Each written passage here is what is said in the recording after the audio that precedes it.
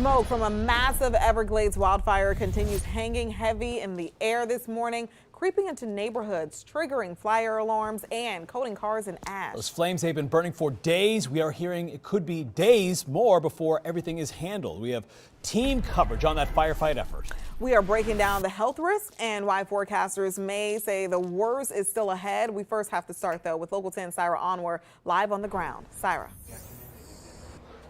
Eric, Alexis, you can still see some heavy smoke here off of Alligator Alley. At last report, 19,200 acres have burned here in the Everglades. That's according to state officials. Again, you can see all of the smoke just off of Alligator Alley. A lot of people throughout Broward County, throughout South Florida, have been able to smell it, have been able to see it, and it's certainly been a sight for so many of us here in Florida.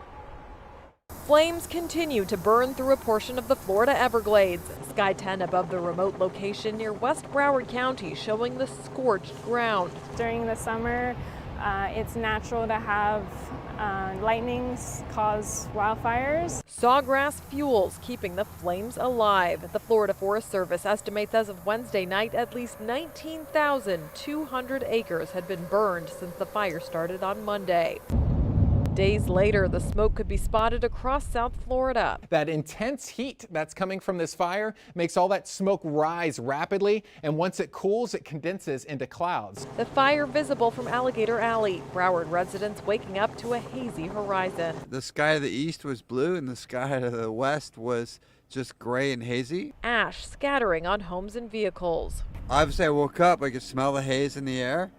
Go out to my nice washed car and it looks like it's gray. Everglades fires are common, but this one growing and particularly visible due to windy weather. The haze shown on traffic cameras. The National Weather Service warning drivers it could reduce visibility on roadways. You always take precaution on the roadways, and if there is smoke in your area, use caution. So West Broward County residents, if you have asthma, respiratory issues, you may notice some irritation or some issues going outside. You might notice your pets reacting kind of strangely to or uncomfortably to these smoky conditions. Again, right now the fire is still reported to be 0% contained. We are working to get some updates from the fire service. According to the Forest Service, though, they say that this fire right now isn't posing any threat to nearby structures or buildings. I'll keep you updated. We are live in West Broward County. Syra Onwar, Local 10 News.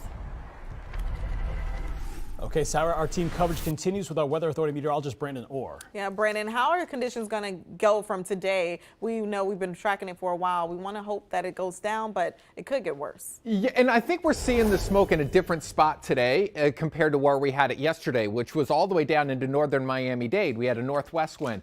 Today, wind coming directly out of the west. So the smoke is likely to stay mostly in Broward County. And now, northern Miami-Dade, you may smell some of it, but the thicker smoke is going to be here in Broward. Sunrise, Tamarack, Pompano Beach, Wilton Manors, Oakland Park, downtown Fort Lauderdale. Those are the areas that will see some of the thicker smoke from this with that westerly wind. Going into later today, there may be some shift to the north. So Parkland, Boca Raton, Deerfield Beach, northern Broward County, you didn't have to deal with too much of it yesterday. You just saw it to your south. You'll deal with more of it during the day today. We'll get some spotty showers and thunderstorms that can hopefully help out. But you know what I saw from Syra's live shot there is that instead of one large wall of smoke coming out of there, it's in various patches. So it doesn't look like nearly as much smoke as what we saw yesterday. Few small showers and thunderstorms popping up here in the Everglades, but most of these are way too far away for now. I do think we'll see some additional pop-ups on top of us. These are going to be random. So no way to tell if it's going to be over the fire. You can see where the icon is there,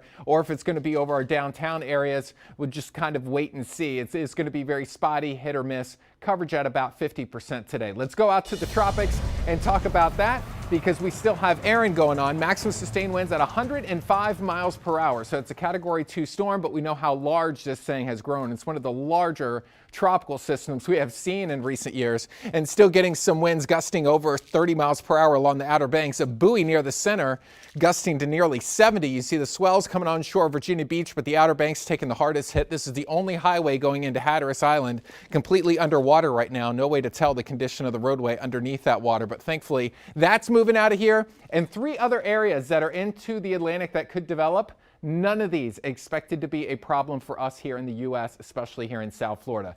Good news for the rest of the tropics. For us, at least, we'll focus on the stormy forecast that we have ahead and the heat, too, coming up, Eric.